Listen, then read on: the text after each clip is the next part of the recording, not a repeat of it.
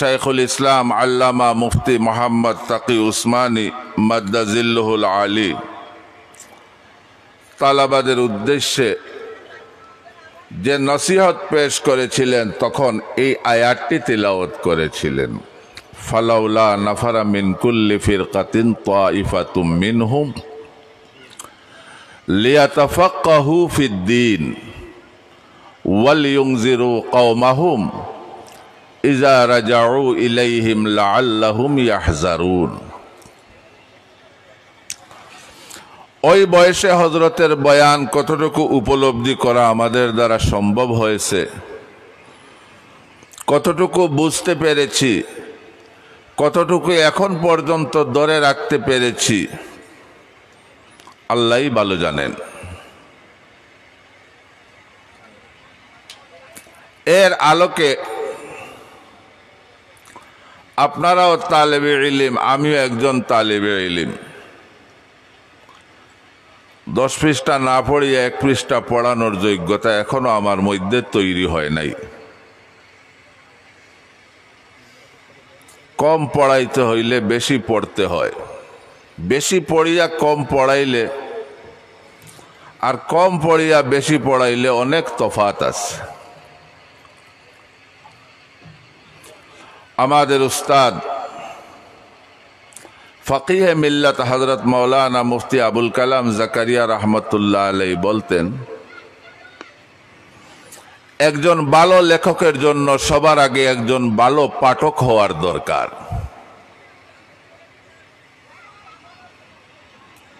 আপনার কাছে যদি কাঁচামাল না থাকে আপনি কি সরবরাহ করবেন? এই যে জেনারেটর চলতেছে, এতে পেট্রোল দেওয়া হয় নাই, খালি জেনারেটর কি পানি দিয়ে চলবে, আলো দেবে? তাহলে আপনি পেট্রোল না নিলে আলো দিবেন কিভাবে? তো হুজুরে এই কথাটা আমি খুব স্মরণ রাখি।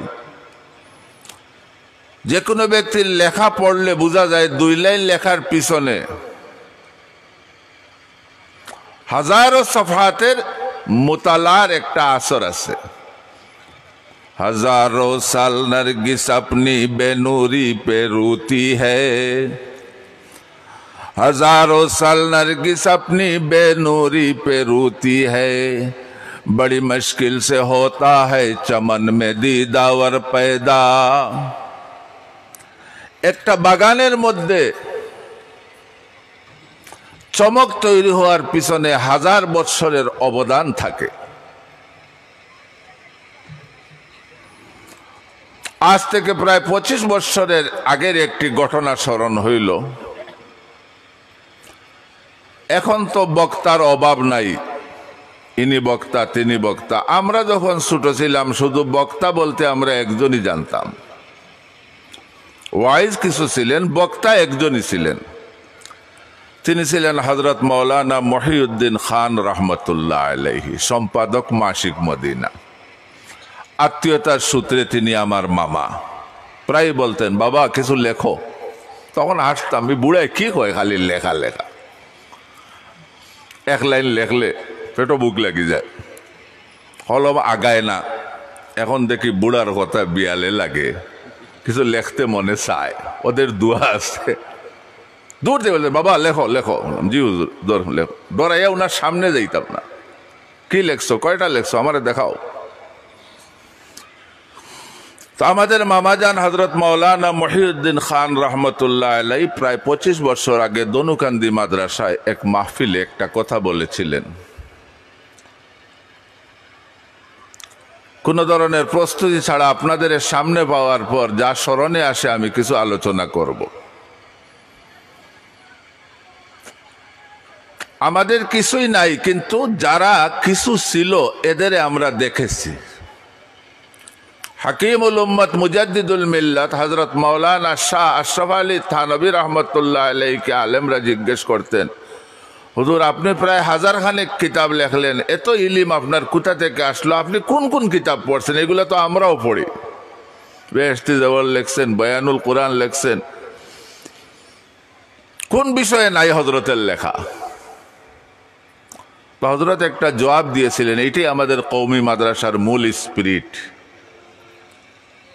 মূল প্রেরণা। न किताबों से न कॉलेज से नजर से पैदा, न किताबों से न कॉलेज से नजर से पैदा, दीन होता है बुजुर्गों की नजर से पैदा। কিতাব, কলেজ, টাকা পয়সা এগুলা দিয়া সত্যিকারের এলেম আসে না। আমরা তো আহলে কুরআন, আহলে কিতাবও তো আছে, খ্রিস্টান আর ইহুদি, ওগুলো কি ইলম? রিজাল নাই। না কিতাবও সে না কলেজ সে না জর সে পয়দা, জর মানা সোনা দানা। দিন হোতা है बुजुर्गों की नजर से पैदा। আল্লাহ ওয়ালাদের সুদৃষ্টিতে থাকলে এলেমের মধ্যে বরকত আসে, এলেমটা ইলমে নাফে হয়ে যায়। এই এলেমের দ্বারা সমাজের কিছু খেদমত করা যায়। তো হযরত থানবী রহমতুল্লাহ আলাইহিকে যখন প্রশ্ন করা হইল, আপনি এত কিতাব কি পড়ছেন, আপনার এত ইলম, তো হযরত খুব ছোট একটা জবাব দিয়েছিলেন, আমাদের তালিবে ইলমরা এটা লিখে রাখার দরকার। হযরত ने फरमाया, मैंने ज्यादा कुतुबबीनी नहीं की। किताबेर बहुवचन की कुतुब, अलबत्ता कुतुबबीनी की है। कुतुब, कुतुब दौरान, कुतुब आलम। বেশি কিতাব পড়ি নাই, কিন্তু কিতাব যাদের জীবনে, যাদের রগের রেশায়, যাদের মন মেজাজে কিতাবের রঙে রঙিন হয়ে গিয়েছিল, তাদেরকে একটু মনোযোগ দিয়ে আমি দেখেছি, ওটার বরকতে আমি অনেক কিছু করতেছি। তো হযরত মাওলানা মুহিউদ্দিন খান রহমতুল্লাহ আলাইহি তিনি একটি কল্পকথা আমাদের শুনাইলেন। টেবিলের মধ্যে কাগজ রাখিয়া এক বাই কলম দিয়া, আমাদের তো আলহামদুলিল্লাহ তালিবে ইলমদের কাছে এখন কলম থাকে না। আমি যদি এখানে জিজ্ঞেস করি, আমি নিজে লজ্জা পাবো, তাই জিজ্ঞেস করব না। কিন্তু যারা আমার আশেপাশে বেশি থাকে, এদেরকে আমি আহলে কলম হওয়ার জন্য তরগিব দেই। আমার আব্বাজান বলতেন, মন্তিকে আমাদের নাম আছে হায়াওয়ানে নাতিক। সব মানুষই তো হায়াওয়ানে নাতিক। তুমি এত বছর মাদ্রাসায় পড়লা, তুমি যদি হায়াওয়ানে কাতিব না হইতে পারো, তাহলে তোমার প্রমোশন হইল কেমনে? वो बेपड़े हैवान नातिक है, तुम पड़े हुए हैवान नातिक को क्या फर्क रहा? আমরা কি শুধু হায়ওয়ানের নাতিক থাকবো, না হায়ওয়ানের কাতিবও হব? কাতিব ইনসানের খাসা নয়, শুধু কি জাহিক খাসা, হাসতে পারা। তো এক ভাই টেবিলে কলম দিয়ে লিখতেছেন, তার লেখা এত সুন্দর, সুবহানাল্লাহ, আর লেখার বিষয় ভাষা এত সুন্দর। ওনার এই লেখা দেখিয়া দুইটা পিঁপড়া টেবিলে হাঁটাহাঁটি করে এবং পরস্পর আলোচনা করে।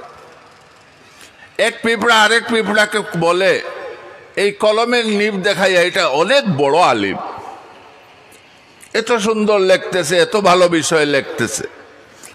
আরেকটা বলে, মনে হয় এইটা না, এইটার পিছনে যেটা আছে মোটা, ওইটা মনে হয় আলিম, ফেট মোটা লাগে। বড় আলিম হইলে ফেট বড় হয়, সাহেবুল বতন। আরেকটা কয় এর পিছনে খলই একটা আছে, অন মনে হয় কিছু মাল আছে।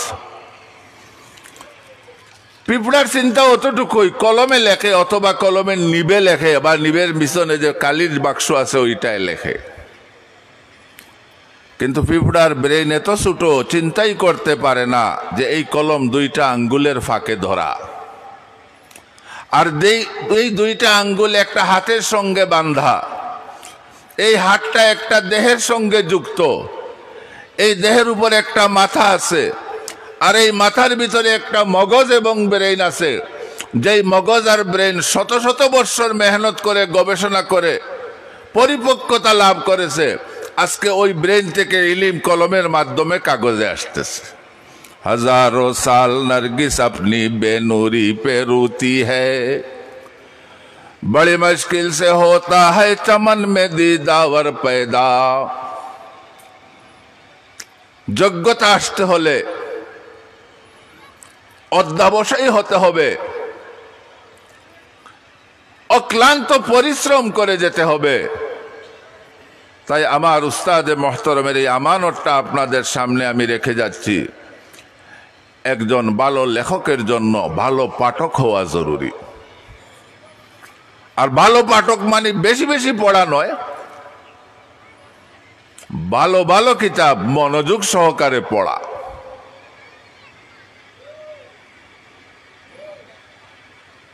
হাকিমুল উম্মত হযরত থানভী রাহমাতুল্লাহ আলাইহি বলেন, আমি কম বয়সে ছোট ছিলাম, দেওবন্দে ভর্তি হয়েছি। ওই বয়সে আল্লামা কাসিম নানতবী রহমতুল্লাহ আলাইহিকে এক ঝলক দেখছি। আমি বড় হইতে হইতে হুজুর দুনিয়া থেকে গেছেন গিয়া। উনারে দেখলে আমার এমন ভয় লাগতো, আমার নাম আমি ভুলে যেতাম। যখন জিগাইতেন তুমি কৌন, আমি চিন্তায় পড়তাম আসলে আমি কে। আমাদের মহল্লা এক সহজ সরল ব্যক্তি ছিল, হুজুরে আনছে, মেয়েরে উফরিয়ে ধরছে। তো হুজুরে তাবিজ দেওয়ার আগে জিগাইলা রুগিনীর নাম কিতা। তো বউরে গিয়া জিগাই রুগিনীর নাম কিতা। বউ তোর বড়ির নাম তুই কইতে, আমি কইতাম কি লাগে। যেহেতু রুগিনীর নাম বলছে, হযরত থানভী বলেন আমি আমার নাম ভুলে যেতাম। তো একদিন কাসিম নানতবী রহমতুল্লাহ আলাইহি আমাকে জিজ্ঞেস করলেন, তুম क्या पढ़ते हो? हजरत सुनाइलें तैसीर पढ़ी, यही पढ़ी, से पढ़ी, 2-4टा किताब। बोला जो पढ़ो वो गिन कर पढ़ो, जा पढ़बा ता गणना करिया पढ़ियो। हजरत बोलेन आमी तखन बुझी नाई गनिया पढ़ार मानेटा कि। এখন বুঝি যে শুধু সরসরি মুতালা করলে হয় না, এটাকে মনে প্রাণে গ্রহণ করতে হয়। আমরা ওই গুড়ায় সারাদিন ঘাস খায়, গরু এবং বইসে, আর রাত্রে গিয়া ফেজাইয়া ওগুন শরীরের ভিতরে ঢুকায়। আমরা দিনে সবক হয়, রাত্রে তাকরার হয় না, এইটা এক ধরনের ফেজানি। ইজা তাকাররারা নাড়া দিলে শক্ত হয়। এই যে খুঁটাগুলা কাটছে, মাটিতে কিছু ঢুকাইয়া নাড়া দেয় নাই, তখন গিয়ে জাগা মতো উঠছে। তো শুধু ইলিম হাসিল করলে হবে না, ইলিমকে নাড়া দিতে হবে। ওইটাই বলেছেন হজরত, जो पढ़ते हो वो गिन कर पढ़ो, गणना করে পড়ো।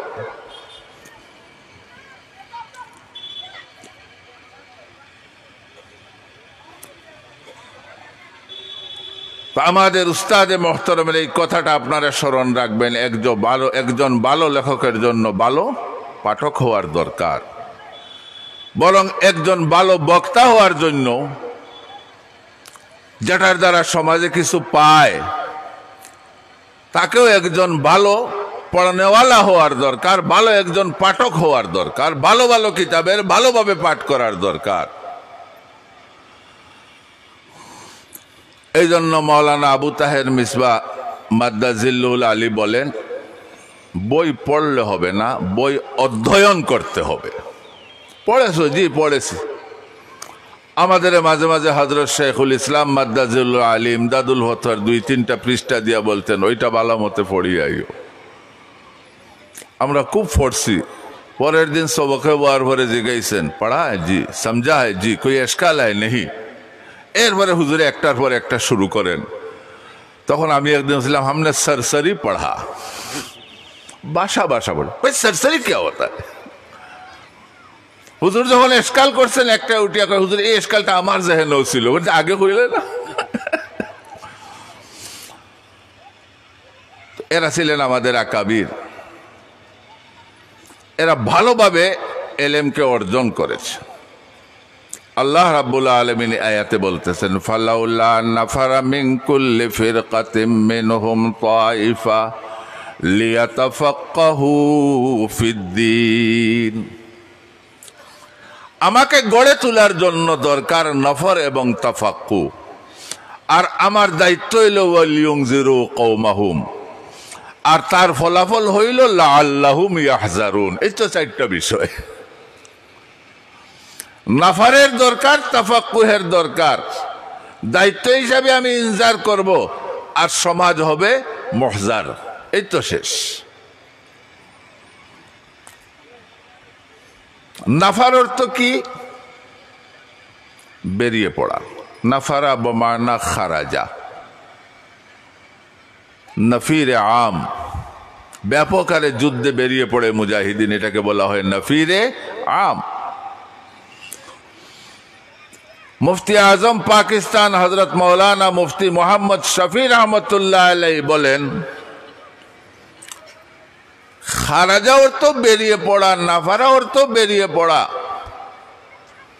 কিন্তু কোনো বেকুব যদি বলে আরবি দুইটা শব্দ মুরাদিফ একদম সমান অর্থ, তাইলে এটা মেনে নেওয়া যায় না। অবশ্যই মাদ্দা পরিবর্তন হয়েছে, অর্থের মধ্যেও কিছু কৌশলগত গুণগত পরিবর্তন আছে। নাফারার মানা হইল যে কাজে বেরিয়েছি এই কাজ ছাড়া সব কাজ ছেড়ে বেরিয়ে পড়া। নফরত, নফরত মানে কি? ঘৃণা। আমি পড়ার জন্য বাইর হইছি, পড়ার পক্ষে বা বিপক্ষে যেসব কাজ আছে এই কাজের প্রতি আমার অন্তরে একটা ঘৃণা তৈরি হবে, ওগুলো আমি ফিরিয়াও তাকাবো না। কতটুকু ঘৃণা?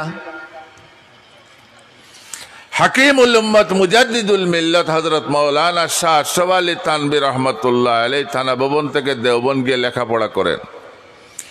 ওই সময় ডাক বিভাগ চালু ছিল, বাড়ি থেকে চিঠি আসতো।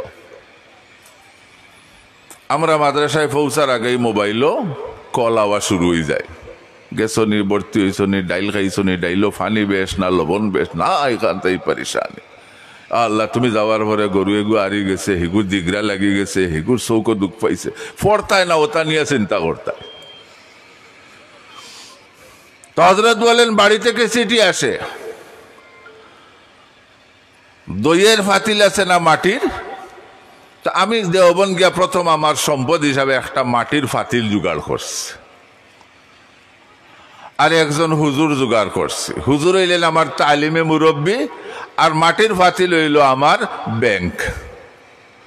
তো বাড়ি থেকে যে চিঠি আসে এই চিঠিটা আমি খুলিয়া পড়ি না, কারণ কোন পরিশানের কথা লেখা থাকবো, ওইটা ওই মাটির ফাতিলের মধ্যে রেখে দেই। একটা, দুইটা, তিনটা, পাঁচটা, ছয়টা, আটটা, 10টা, সারা বছরে অনেক চিঠি আসছে। যখন সালানা ইমতিহান শেষ হয়, বার্ষিক পরীক্ষা, তখন বিসমিল্লাহ করিয়া গিয়ে আমার ব্যাংকের দরজা আমি খুলিয়া একটা চিঠি খুলিয়া দেখি চাচা মারা গেছেন, কই ইন্না লিল্লাহ, আর তুলিয়া টান লাগে আমি দোয়া করি।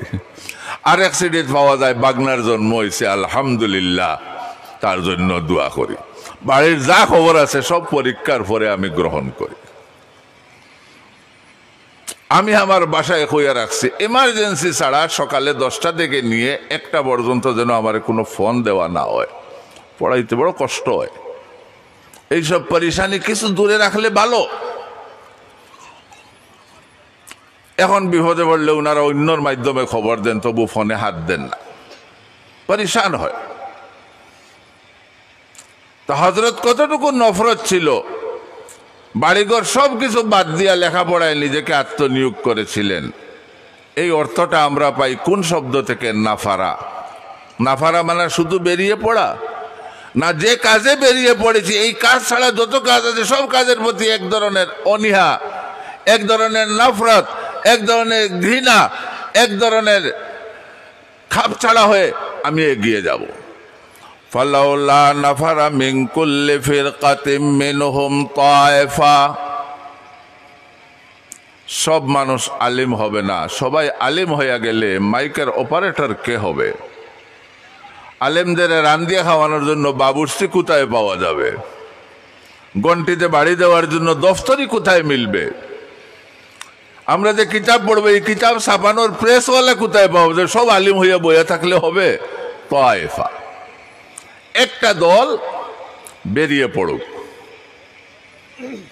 তার লক্ষ্য কি? লিয়াতাফাক্কাহু ফিদ্দীন, দিন সম্পর্কে সঠিক ধারণা লাভ করা, সঠিক জ্ঞান লাভ করা, দৃঢ় প্রত্যয় নিয়ে সে বের হবে। এই প্রত্যয়টা কতটুকু হবে? আমাদের আম্বিয়া কেরাম যারা ছিলেন তারা দাওয়াত ও তাবলীগের জন্য সফর করেছেন, করেন নাই? করেছেন। আম্বিয়া কেরাম জিহাদের সৈন্য সফর করেছেন। আমার নবীজির গাজাওয়াত 19টা বা 21টা তিনি নিজেই সফর করেছেন। আর সারায়ার তো অভাব নাই। আম্বিয়া কেরামের সফর ছিল জিহাদের জন্য, আম্বিয়া কেরামের সফর ছিল দ্বীনের দাওয়াত ও তাবলীগের জন্য। আর আম্বিয়া কেরামের আরেকটা সফর ছিল তলবে ইলমের জন্য। আল্লাহর দ্বীন শেখার জন্য তালেবে ইলম হিসাবে, আল্লাহর দ্বীনকে দুনিয়াতে প্রতিষ্ঠিত করার জন্য মুজাহিদ হিসাবে, আল্লাহর দ্বীনের দাওয়াত দেওয়ার জন্য, সমাজে ছড়িয়ে পড়ার জন্য, এই 3 কাজের জন্য আমরা বাড়ি ছেড়ে যাই। এটার নাম হইল হিজরত। এটার নাম কি? আমার নবীজি যখন হিজরত করলেন মদিনায় গিয়ে পাইলেন নুসরত। আমরা চাই নুসরত আসে না কেন, আগে দেখতে হবে আমি হিজরত করেছি কি। আমি যদি হিজরত না করি তাহলে নুসরত কিভাবে আসবে? ফেজায়ে বদর पैदा कर फरिश्ते तेरी नुसरत को उतर सकते हैं गर्दौ से कतार अंदर कतार अब्बी। আল্লামা ইকবাল বলেন, বদরের পরিবেশ তৈরি করে দেখো, ফেরেশতা তোমার সাহায্যের জন্য এগিয়ে আসবে আসমান থেকে দলে দলে। ফেরেশতা কেন আসে না? আমরা ফেরেশতা আসার পর্যায়ে এখনো মাঠে নামি নাই। হ্যাঁ, এখন কিছু আল্লাহ আবাবিল ফাটাইয়া ফ্যাসিস্টে সরাইয়া দিছেন, এইটাও আল্লাহর পক্ষ থেকে। আরো বড় আবাবিল আছে আল্লাহর কাছে। ফজায়ে বদর पैदा कर फरिश्ते तेरी नुसरत को उतर सकते हैं गर्दौ से कतार अंदर कतार अब्बी। তাইলে আমরা বাড়িঘর ছাড়বো 3টা লক্ষ্যে: তলবে ইলমের জন্য, জিহাদের জন্য, দ্বীনের দাওয়াতে। দাওয়াত ও তাবলীগে যারা আছেন তারা মনে করেন সবাই নয়, কিছু লোক শুধু এটার নামই দ্বীন আর কিছু নয়। যারা জিহাদে আছেন এরা মনে করেন শুধু জিহাদি দ্বীন আর কিছু নয়। আর আমরা কিছু তালবে ইলম হয়তো মনে করতে পারি শুধু পড়াই দ্বীন আর কিছু নয়, সবটাই ভুল। এই 3 উদ্দেশ্যে আম্বিয়া কেরাম এক জায়গা থেকে আরেক জায়গায় গেছেন। ওটাকে আল্লামা ইকবাল বলেন, है तर्क वतन सुन्नत महबूब इलाही, है तर्क वतन सुन्नत महबूब इलाही, दे तू भी नबूवत की सदाकत पे गवाही। আল্লাহর ওয়াস্তে তর্কে ওয়াতন, বাড়ি ছেড়ে যাওয়া, এটা আল্লাহর প্যারা মাহবুব নবী আকরাম সাল্লাল্লাহু আলাইহি ওয়াসাল্লামের সুন্নত। তুমি নবীকে সত্য বলে স্বীকার করো, এটার সাক্ষ্য হিসাবে এই সুন্নতকে জিন্দা করো। যে তু বি নবুওয়াত কি সাদাকত পে গওয়াহ।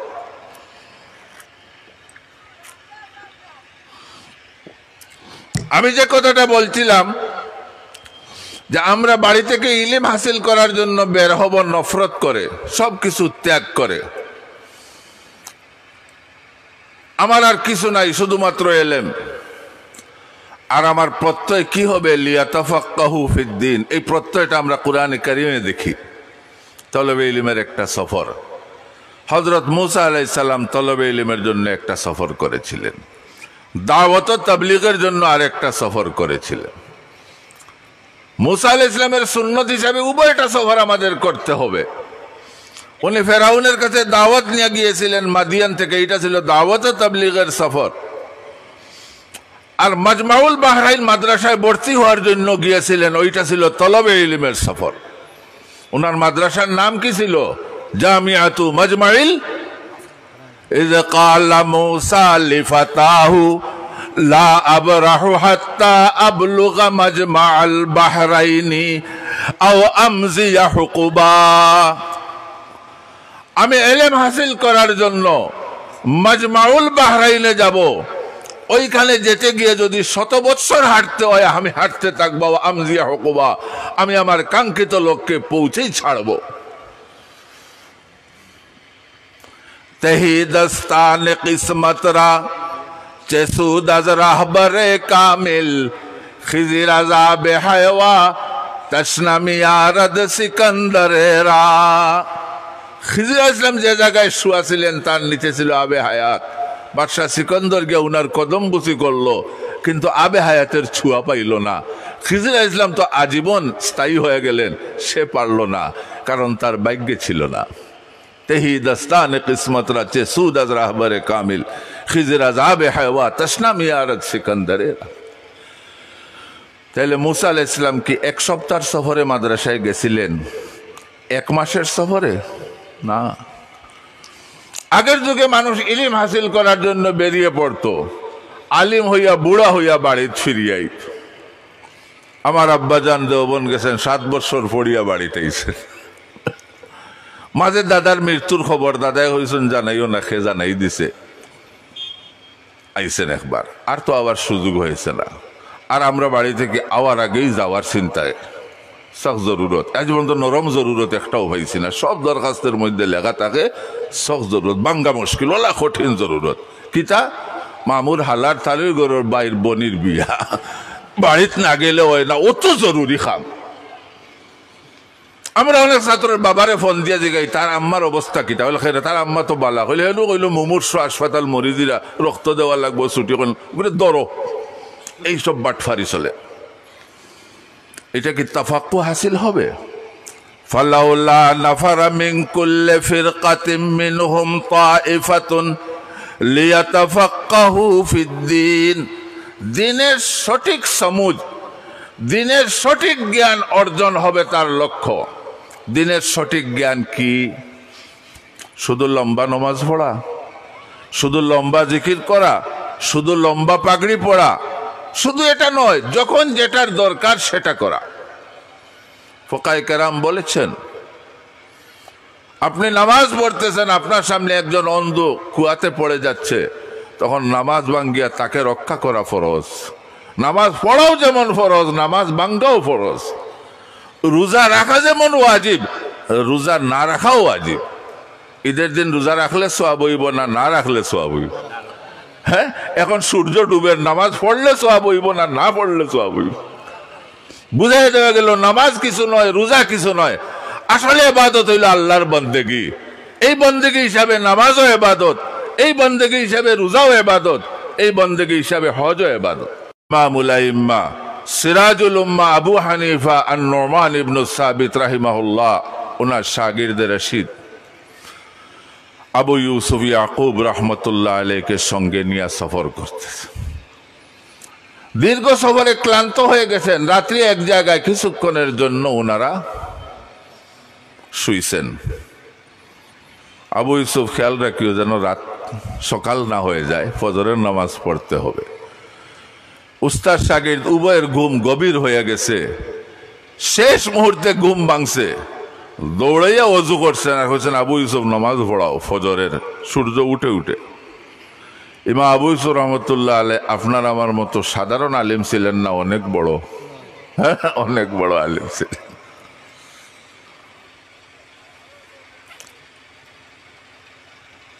ইব্রাহিম জুহরিকে প্রশ্ন করা হয়েছিল, ইনি ছিলেন ইমাম শাফি রহমতুল্লাহ আলাইহির বাগ্নে, এত যোগ্য আলিম। ইমাম শাফি রহমতুল্লাহ বলেছিলেন, লাউ নাজারা শায়তানান লা গালাবাহু, সে শয়তানের লগে মুনাজারা করলে শয়তানরাও আড়াইতে পারো।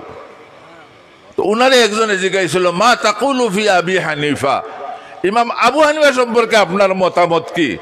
তিনি বলেছিলেন, কানা সাইয়্যিদাহুম, তিনি তো হইলেন আমাদের এই জামাতের সবচেয়ে প্রধান ব্যক্তি।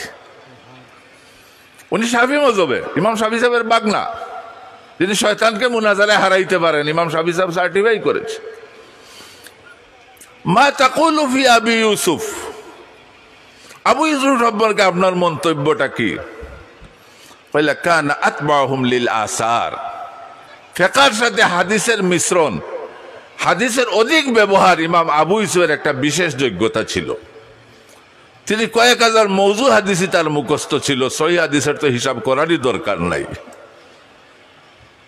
মা তাকুলু ফি মুহাম্মদ, ইমাম মুহাম্মদ সম্পর্কে তোমাদের মতামত কি, আপনার মতামত কি? তিনি বললেন, কানা আকসারাহুম তাফরিআ, এক মাসলা থেকে শত মাসলা বের করার যোগ্যতা আল্লাহ উনাকে দিয়েছিল। মা তাকুলু ফি জুফার, ইমাম জুফার সম্পর্কে আপনার মতামত কি? কইলা কানা আহাদাহুম কিয়াসান, ওনার কিয়াসের তুলনা হয় না। কি হয় না? কিয়াসের তুলনা হয় না। চুল কাটতে গেছেন, নাফিতরে কইছেন সাদা চুলটা বাঁচিলা, এখন এক চুল সাদা বাঁচলে লগে আরো 10টা সাদা চুল উঠবো, বাড়ি যাব। কিন্তু সাদার পাশের খালাটা বাঁচিলা, তো খালা বাড়ি যাব। নাফিত কই তো বড় ভয়াবহ মূল্যরা তো পড়ছি, সাদা চুল 10টা বাঁচা সহজ আছিল, এখন খালা অগুন বাঁচা লাগবো সাদার দ্বারো। খালি কেয়াস করে লিছে, সাদা যদি একটা বাঁচলে 10টা উঠে, তো খালা একটা বাঁচলে 10টা উঠবো, সাদা দেখতে কম দেখা যায়। নাফিত ফেল। তো ইমাম আবু ইউসুফ কি বড় আলিম না সাধারণ আলিম ছিলেন? বড় আলিম। আমরা মনে করি বড় আলিম হইলে মনে নমাজ খুব লম্বা হইতো। এক বেটার ভাগড়ির তো ফিসর শিমলা সমর ভার ইয়ার নিচে গেছে কি ওলা ওলা লড়ে। একজনে কইল হজরত শিমলা দারাজ, হজরত শিমলা আপনার শিমলাইটা বড় লম্বা। বেটা কয় হ্যাঁ ইলিম আন্দাজ, হ্যাঁ ইলিম, আমার ইলিম যখন বেশি তাইলে শিমলাও একটু বেশি লম্বা হবে। আমরা কিতাব বাদ দিয়া খালি শিমলার মধ্যে ইলিম ঢুকাই দিছি। শিমলা ভিজে গেলে ইলিমও ভিজে গেছে। এক বেটার ইলিম বেগর মাঝে আছিল, বেগ বকরিয়া খাইলিছে, বকরি হয়ে গেছে আল্লামার, হে হয়ে গেছে জাহিল। জান ব্যাপার? অতএব ইলিম দর্শিনা না দর সফিনা, ইলিমকে বুকে স্থান দেও, নৌকা স্থান দিও না। কারণ নৌকার বড়া ডুবি কিছুদিন আগে হয়েছে, যারা ইলিমরা নৌকার ডালছিল এদেরও বড়া ডুবি হয়ে গেছে। দুনিয়াত কোন দেশের শাসক পালাইলে ইমাম পালায় না, এবার শাসকের লোকে ইমামও পালাইছে। কারণ কি? সে ইলিমরা নৌকার মধ্যে রাখছে। ইলিম দর সিনা না দর সফিনা, ইলিম তো সিনার মধ্যে থাকবে, সফিনার মধ্যে নয়। এই জন্য ইমাম গাজালি রহমতুল্লাহ আলাই বলেন, ডাকাইতের কাছ থেকে আমি কিছু ইলিম পাইছি। মাদ্রাসা পড়া যাই আর ডাকাইতে সব জানিছে কি, এখন কয় আমার কিতাবর ব্যাগ দিলাইতা। আমি কইলাম ইনো আমার সারা ইলিম, ইগুন নিলে কি বেটা তুই আলিম হয়ে যাবে, আমি জাহিল হয়ে যাব। কই ইটা ইলিম দিয়ে কিতা করতে যে গোটা খাইতে চুরি করে নিতে পারে? ইলিম তোর ভিতরে ঢুকাস না কেন? ডাকাইতে ইমাম গাজালিরে ঘর ইলিম ভিতরে ঢুকাইতে যে ডাকাইতে ডাকাতি করতে পারে না, তোর ইলিম বেগো রাখা কেন? আমি নিলে কি তোর ইলিম শেষ? আমার দাদিয়ে যে গেছে এই সান্দুর সে খুন দোয়া হড়ইল, তো আমি কইতাম আমার আদিয়া মসনুনাত আছে, কোন সারা তোর আদিয়া তোর মুখো নাই এখানে। দাদিরে বুঝ দিতাম আরে দাদারে আদা ফোড়া দেওয়া, তো আমার দাদি বড় গরম হইতা, কইতা সারা ইলিম তার আদিয়া মসনুনাত, তার কাছে গুনতা নাই।